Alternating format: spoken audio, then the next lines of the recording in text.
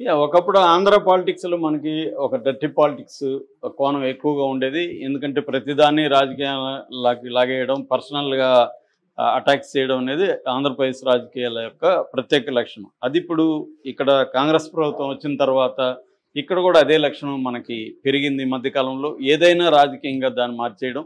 2 ఈ BRS versus Congress చెరువు వైపున నిలబడడం అనేది కనబడుతుంది.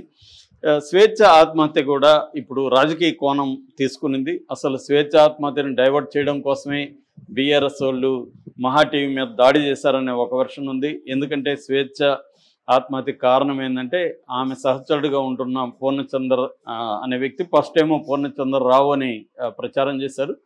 తర్వాత ఇతను రావు కాదు, పూర్ణచందర్ బాదావత్ ఇతని పేరు.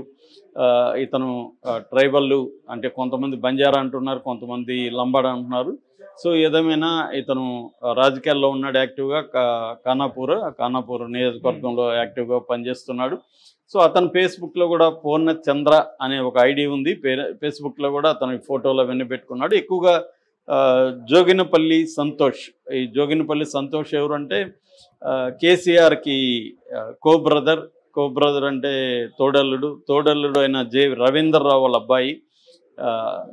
రవీందర్ రావు వాళ్ళ అబ్బాయి అంటే తోడల్లుడికి ఇతను నెఫ్యూ. వీళ్ళ నాన్న పేరు అయితే రవీందర్ రావు. సో ఒక రకంగా కేసీఆర్కి కూడా నెఫ్యూ అవుతాడు. సో అతను కేసీఆర్కి ముందు నుంచి కూడా పర్సనల్ అసిస్టెంట్ లాగా పనిచేస్తున్నాడు. ఈవెన్ ఎలక్షన్లో ఓడిపోయినా కూడా ఇతను పర్సనల్గా సంతోష్ వెహికల్లోనే వెళ్ళాడని చెప్తారు. తర్వాత సంతోష్ జనరల్ సెక్రటరీగా కూడా ఉంటున్నాడు బీఆర్ఎస్కి, రాజ్యసభ సభ్యుడిగా ఉన్నాడు. ఇప్పుడు కూడా కేసీఆర్కి ప్రధానంగా అతను అన్ని పనులు, పర్సనల్ విషయాల్లో అన్నీ కూడా ఆయనే బాధ్యత వహిస్తూ ఉంటాడు. అట్లాగే రోజువారీ బీఆర్ఎస్ కార్యక్రమాలను కూడా అతను పర్యవేక్షిస్తుంటాడు. వన్ ఆఫ్ ద యాక్టివ్ అతను. కవిత కూడా ఇతని మీద ఇండైరెక్ట్గా కేసీఆర్ చుట్టూ కొన్ని దెయ్యాలు ఉన్నాయి అని చెప్పడంలో సంతోష్ పేరు కూడా ఉందనేది కూడా చెప్తారు. ఏదేమైనా సంతోష్ కేసీఆర్కి చాలా ఇంపార్టెంట్. అటువంటి సంతోష్కి పూర్ణచందర్ పిఏగా ఉన్నాడని చెప్తారు. పూర్ణచందర్ సంతోష్కి బెనామీగా ఉన్నాడని చెప్తున్నారు.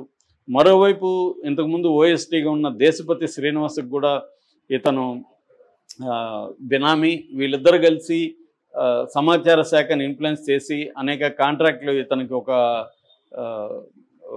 అడ్వర్టైజింగ్ ఏజెన్సీ ఉంది పూర్ణచందర్కి. అడ్వర్టైజింగ్ ఏజెన్సీకి యాడ్ కాంట్రాక్ట్లు ఇప్పించుకొని వీళ్ళిద్దరు కలిసి చాలా స్కాములు చేశారు అని కూడా పోస్టులు పెడుతున్నారు. సో మరోవైపు ఇతను ఇటు ఈటెల రాజేందర్తో క్లోజ్గా ఉన్న ఫోటోలు ఉన్నాయి. తర్వాత కేటీఆర్తో, హరీష్ రావుతో, కవితతో, వీళ్ళందరితో పూర్ణచందర్ ఫోటోలు ఉన్నాయి. ఎందుకంటే అతను యాక్టివ్గా ఉండడం ఒకటి. రెండవది ఏంటంటే అతను టీ న్యూస్ ఛానల్లో పనిచేస్తున్నాడు కాబట్టి ఎప్పటి నుంచో.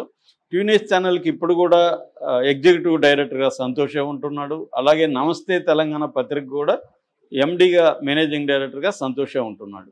అంటే మీడియా ఇన్ఛార్జిగా కూడా ఒక రకంగా సంతోషే ఉంటున్నాడు కాబట్టి ఈ అమ్మాయి కూడా అక్కడ పనిచేస్తుంది కాబట్టి ఇప్పుడు ఒక కోణం బయట వచ్చింది. అదేంటంటే సంతోష్కి సంబంధించి కొన్ని పనులు చేయమన్నాడు స్వేచ్ఛని పూర్ణచందర్, కానీ ఈ అమ్మాయి నిరాకరించింది.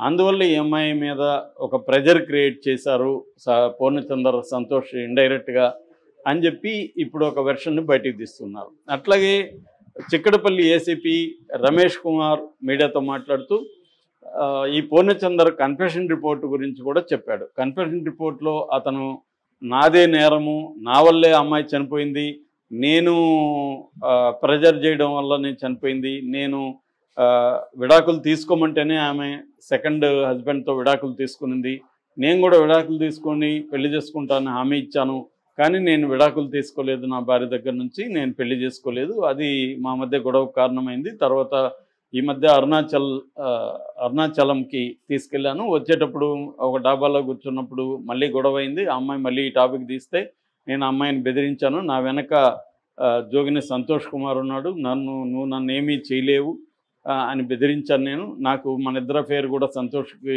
తెలుసు, అవన్నీ నేను చెప్పాను అని బెదిరించాను. సో దాంతో ఆమె బాగా అప్సెట్ అయింది, దానివల్ల ఆమె చనిపోయిందని కన్ఫెస్ చేశాడని చెప్తున్నారు.